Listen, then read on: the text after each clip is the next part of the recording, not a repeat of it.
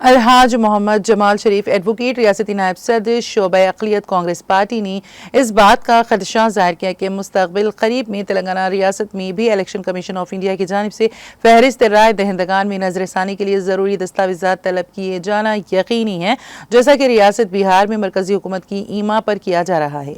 وہ آج بعد نماز ظہر جامع مسجد مرکز جنگاؤں میں الحاج محمد عبد المتین اطہر صدر مدینہ مسجد کی زیر صدارت منعقدہ خصوصی جائزہ اجلاس کو مخاطب کر رہے تھے، جو کہ مقامی اور دوسرے مسلمانوں کو باشعور بنانے کے لیے منعقد کیا گیا تھا۔ محمد جمال شریف ایڈوکیٹ نے اپنا سلسلہ خطاب کو جاری رکھتے ہوئے کہا کہ الیکشن کمیشن آف انڈیا ہر 20 سال میں ایک مرتبہ فہرست رائے دہندگان کی تجدید کے لیے مقامی شہریوں سے ضروری دستاویزات طلب کرتا ہے اور عوام کو اپنے ناموں کی ووٹر لسٹ میں شمولیت کے لیے ضروری دستاویزات پیش کرنا لازمی ہوگا۔ انہوں نے عوام کو اپنے لیے اور اپنے ارکان خاندان کے لیے ضروری دستاویزات تیار کرنے اور اس ضمن میں کسی بھی قسم کی غفلت اور تساہلی نہ برتنے کا مشورہ دیا۔ معتمد جامع مسجد کمیٹی الحاج محمد خواجہ مجتہد الدین نے اس موقع پر مخاطب کرتے ہوئے مسلمانوں پر زور دیا ہے کہ وہ 1984 کے بعد پیدا ہونے والا ہر شہری اپنا برتھ سرٹیفکیٹ پیدائشی صداقت نامہ تیار کر لے۔